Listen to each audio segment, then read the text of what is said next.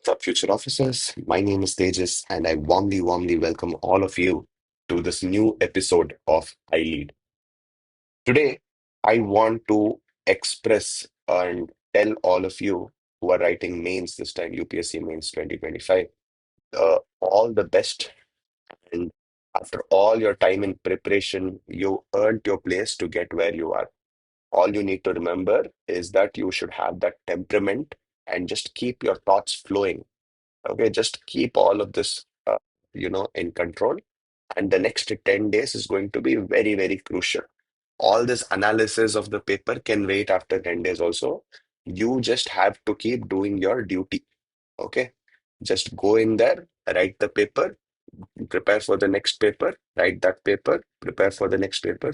So this is how it's going to go. Do not spend any time looking at the previous question papers. And I'm sure that all of you will come out in flying colors. Having said this, let us move on to the episode today. The first news today is about China. So Chinese's foreign ambassador, foreign minister, Wang Yi. So the gentleman's name here, you can see is Wang Yi. So he has come to India. Okay, so when Wang Yi he has come to India, and uh, why is he here, sir? You might ask. So he is here because of 24th round of boundary talks. Okay, 24th round of boundary talks. So as you can see, this is not something new. This is our 24th round. And this is all the more important because China and India's relationship is reinvigorating right now. And when I say reinvigorating, that means that because of the additional tariffs which are put by USA, we are trying to get closer to China and form our alliance in this multipolar world and make it more stronger. In fact, when I'm saying this, PM Modi ji, he is, planning to visit China when, after almost 7 years, okay, after the, he is planning to visit China for SCO summit, Shanghai Cooperation Organization Summit, after 7 years. So Jaishankar ji, who is our foreign minister, he told that we have to follow constructive approach on how to solve this. Because after 2020 Galwan Valley strike and Galwan Valley, that skirmish which happened, we are not having a very constructive approach at all. So he told this. So is China really important for India? Yes, it is important. What all do we get mainly from China? We get so many things, but in that, some of the important things are fertilizers. Okay.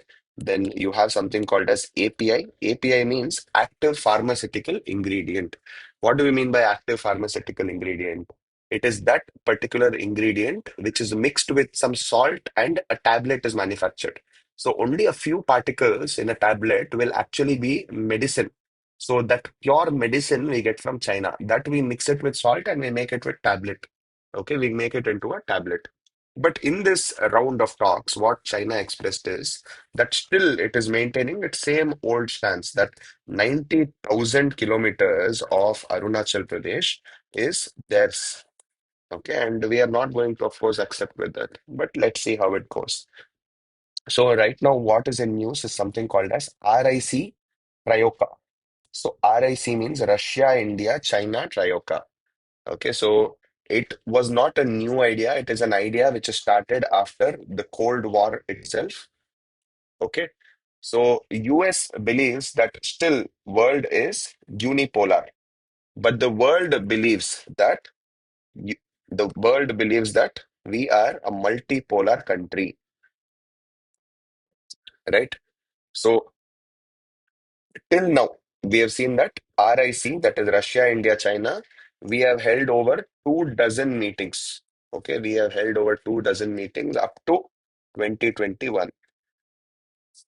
In 2021, during the wake of COVID, there was a virtual summit of RIC also. Okay, because of lockdown and people couldn't go and meet each other. That time there was a virtual summit in 2021. Russia always wanted to continue this RIC Trioka and wanted to go stronger, but India was somewhat avoiding, right? So, in fact, if you see Henry Kissinger, okay, a very famous, American geopolitist, Henry Kissinger, you know what he says? He says that it is dangerous to be America's enemy, but it is even more dangerous to be America's friend. And we can actually experience this. We were very good friends with America, but it is showing so much of ad hocism in the policies it is making, right? So when we say this, India and China, we have a trade of about $118 billion. And the trade deficit is hugely towards India's side. We buy a lot from China, and we are hardly able to sell anything to, I mean, we are hardly able to sell anything to China. Now, having said this,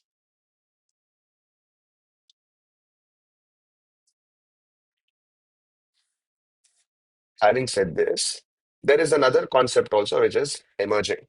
It's called as de-dollarization.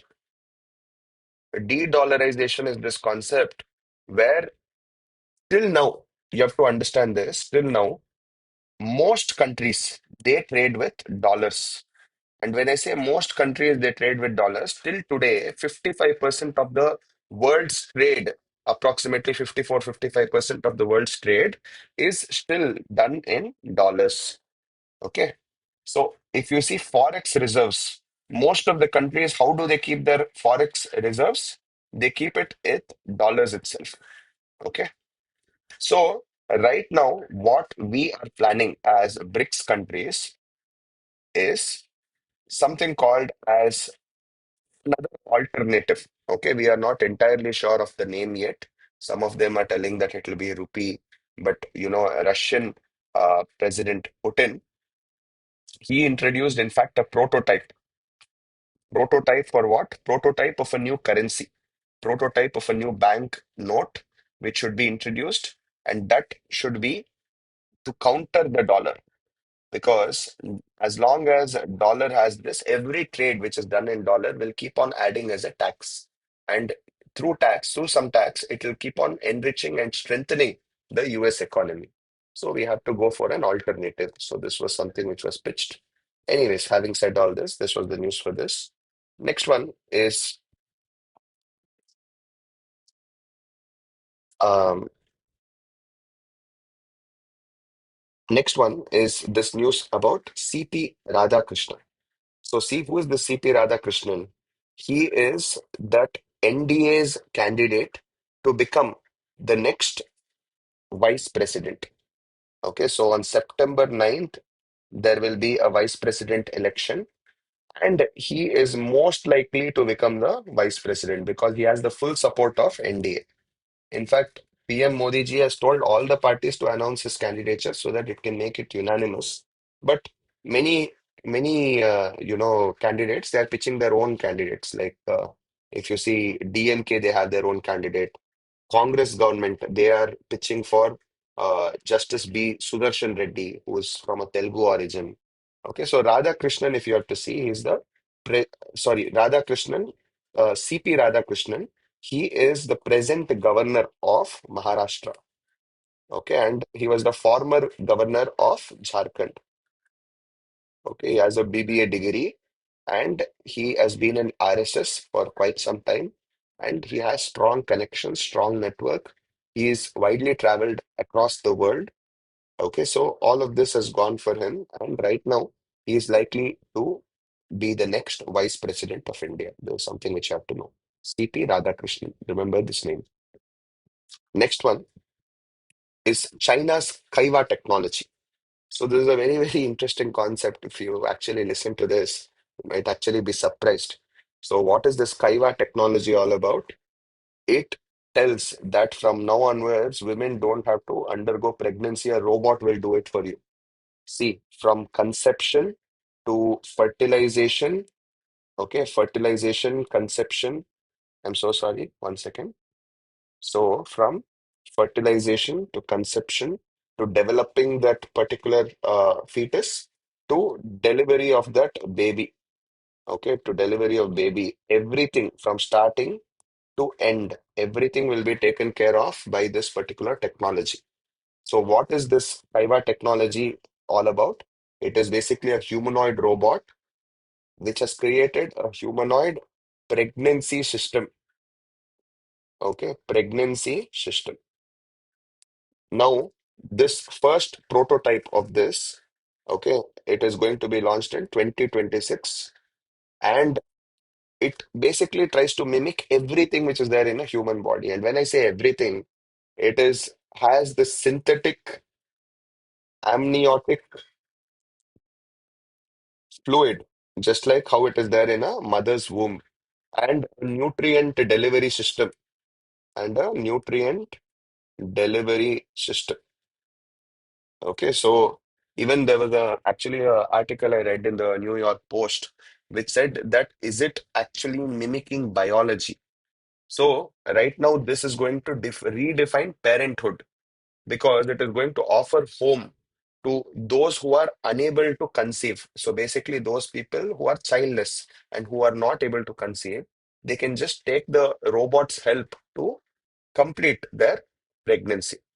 But this raises so many ethical questions if you actually think about this, because motherhood is an exclusive privilege of women.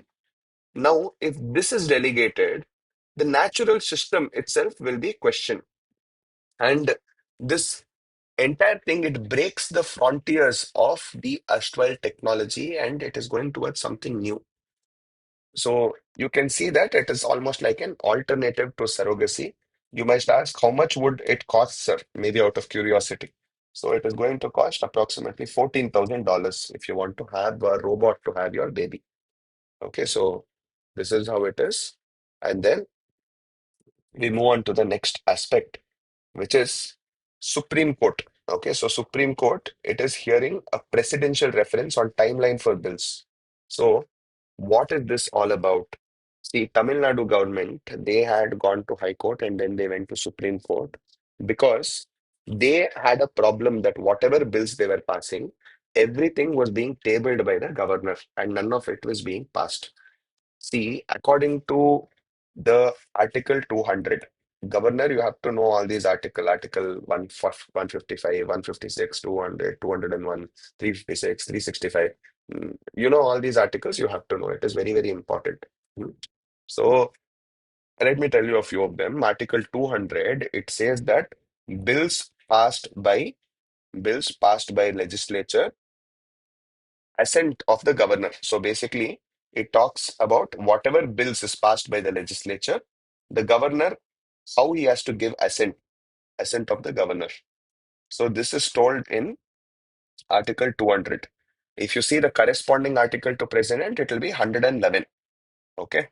So always remember, this is a small trick in polity that whenever you want to see a central government article and a state government article, whatever the central government article is, the same thing, if you just add one magic number called 89, you will get the state government article.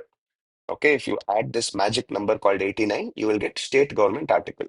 Okay, very simple. So anything which is relating to the central government, if you know that article number, just add 89 to it, that will only be the state government article. Okay, so anyways, coming back, Article 200, it says about assent of the governor. That is, whatever bills is passed by the legislature, governor has to give assent. So without that, it cannot become an act. Without governor's assent, it cannot become an act. But Tamil Nadu government has gone to the Supreme Court because most of these bills are kept pending for almost 3 to 5 years. They have not been given assent at all. So the Supreme Court told that this cannot be done, boss. This is not technically sticking to the electoral mandate of the people. You have to respect that. And they told that whatever is being sent to the governor, that has to be done within 3 months. Okay, it has to be given assent or not assent, whatever it is. The verdict has to be given in 3 months. Okay, so Article 201. This is also very important. So what it says is that if the governor wants, he has another option of giving assent, not giving assent. He can even send it to the president. So it is right now kept to president under what? If any bill has to be kept to president, that is under Article 201. If he himself is giving the assent, that is under Article 200. So, Supreme Court told that Supreme Court, it used something called as Article 142 to deliver this particular judgment. Article 142 says that to do complete justice for any particular case, it can take up the case and it can deliver a judgment.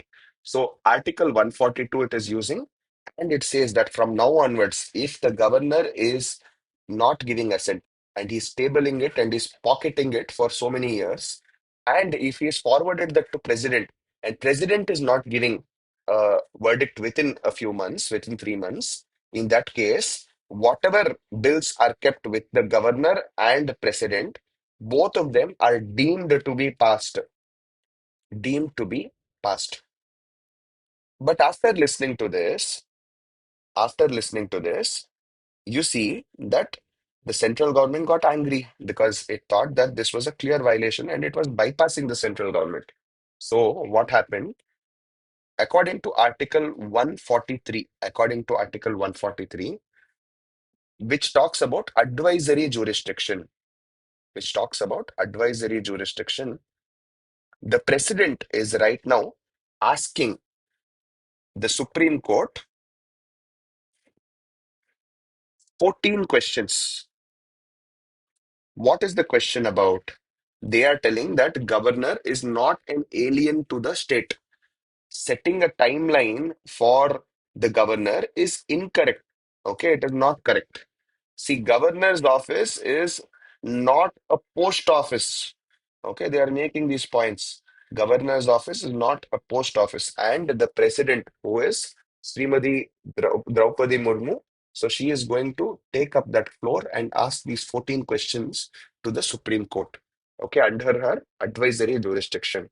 She is going to tell that president and governor, they need their time to, uh, take their decision, and that is not going to be done in haste, right? So, having said all this, we complete the first section, which is our prelims component. Now, let's move on to the mains component of our series. Now, let's go to the next section, which is our mains analysis. Here, today we have an article about why India needs a national space law urgently. So, we'll try to discuss all of the analysis portion relating to this. So, this, as you might know, is a very important portion in GS paper 3. In science and technology, space is a recurring topic. Again and again, it is going to be asked. So we will discuss of all of these feeder points which will help you while you're writing answers. So let's start with the context and background for this. Okay, so what is the context and background? In India, we are celebrating our second National Space Day. You know when National Space Day is celebrated? It is celebrated on August 23rd. So this is the second time we are celebrating this. India has so many projects, like let's say we have Chandrayaan. So in Chandrayaan 3, we were the first to do a soft landing in the lunar south pole on the moon. Then again, you have something called Gaganyaan, which is a manned space mission to go to low Earth orbit. And then you also have something called as Bharat Antariksh Station. So Bharat Antariksh Station. And again, you see so many of such projects which are setting new frontiers in the space sector. But one thing which India lacks is the dedicated legal architecture. So, when it comes to the legal architecture, it is somewhat in question. Where this legal architecture, it is very necessary for us to participate in the global race to explore, to innovate, and to commercialize what we know as outer space. So let's look at what India's current approaches with respect to space sector. Then we'll see about how to improve it. But first, let's discuss the current approach which India is undertaking to manage space sector. See, India, we follow something called as methodical and incremental strategy. Methodical and incremental strategy means we don't plan on expanding at one go. We want to expand in a very slow pace, right? So in forming space legislation, we want to do it in a very slow pace, our pace. Next one is we have something called as Department of Space.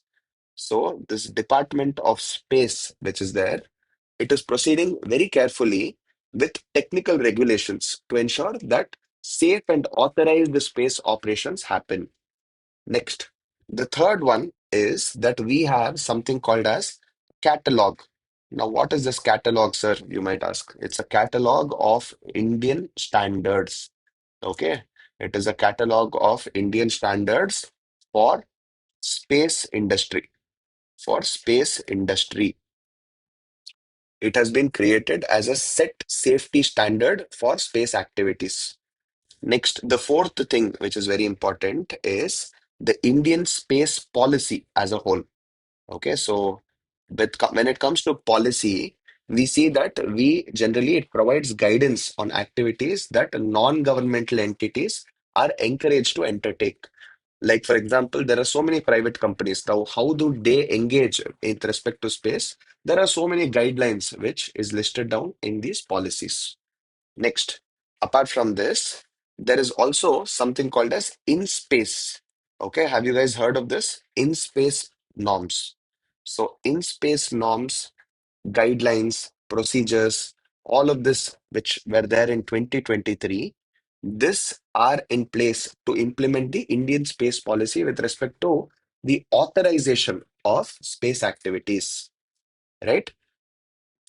So, in all these space activities laws that would incorporate the provisions of something called as the Outer Space Treaty into domestic legislation and comprehensive regulatory framework. These things is what is still pending. Okay, this is what is still pending. So let's talk of a need of a dedicated space legislation because that is what is missing. The first thing is global obligations. When we talk about global legislation and obligations, India, we have ratified to so many key UN treaties. And when I say that India has ratified to so many key UN treaties, they are basically space UN treaties. So a national law is also required to implement those principles which we have agreed to internationally in the domestic market as well. In the domestic, inside our national boundaries, we have to implement whatever we have accepted there. So the first thing over here is Outer Space Treaty 1967. So what is this Outer Space Treaty 1967? It declares outer space as a province of all mankind and prohibits national appropriation. You might have already heard of this, but there is this concept of something called as global common. What do we mean by global common?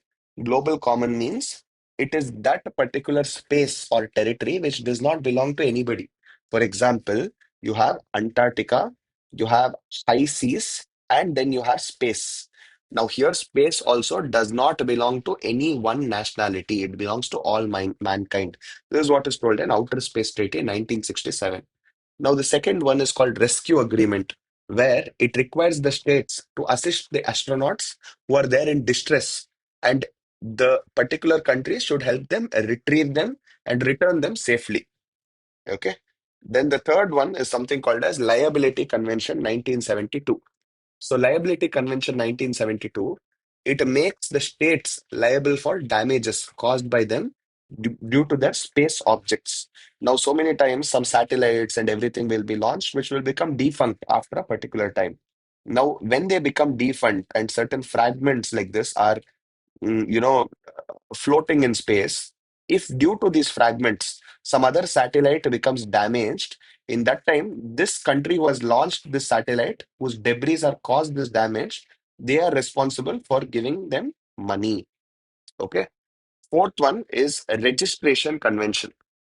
So, Registration Convention 1976, it obligates the states to maintain a registry of objects launched into outer space. There's basically like one big register which will keep a track of all the objects which we are sent to space.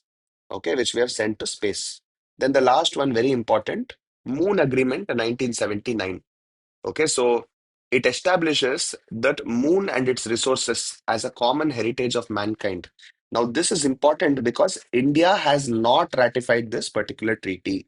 India has not ratified this particular treaty. So that is why it is important. Okay. So we believe that Antarctica, high seas, and space is global common, but we do not believe that moon is a global common.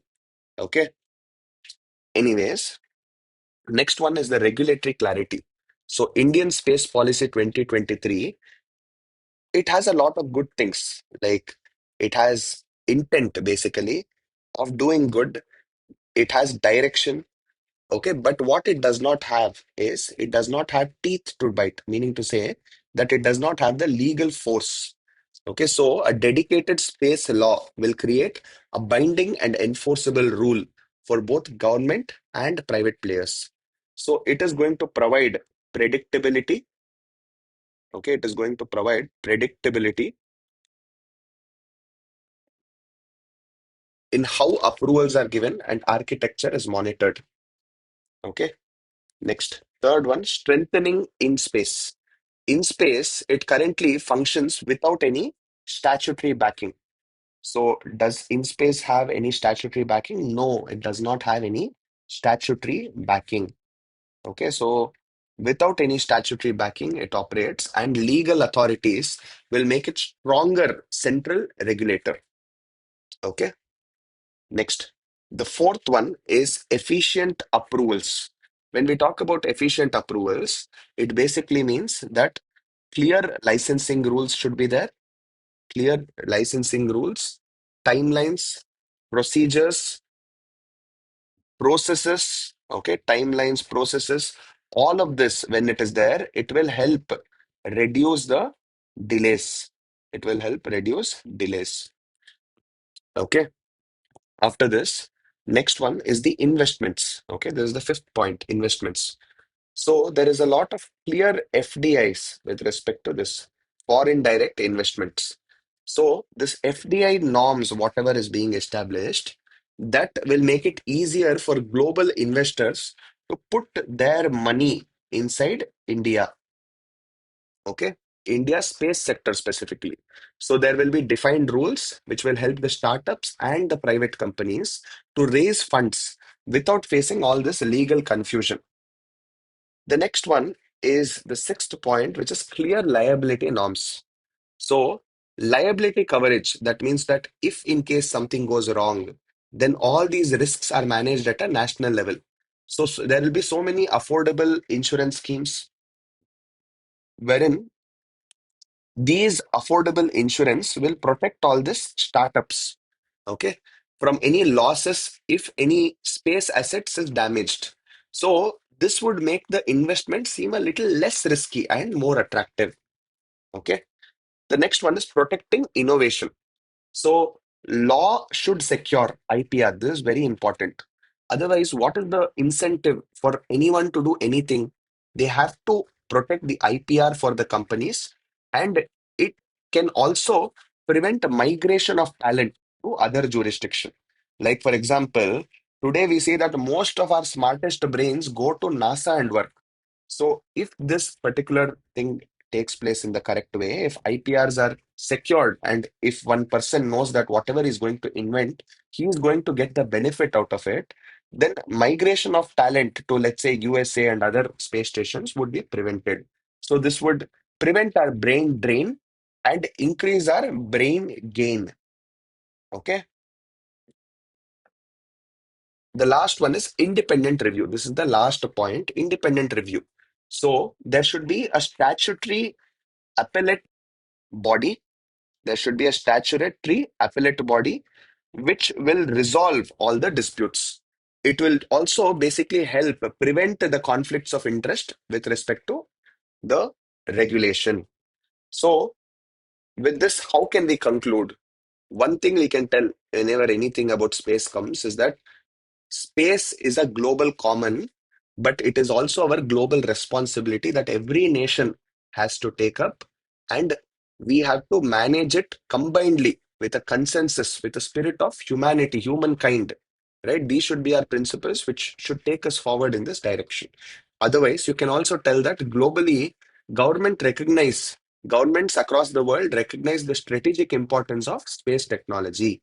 So countries like USA, Japan have all enacted frameworks to manage licensing, liability coverage, commercial rights over space activity.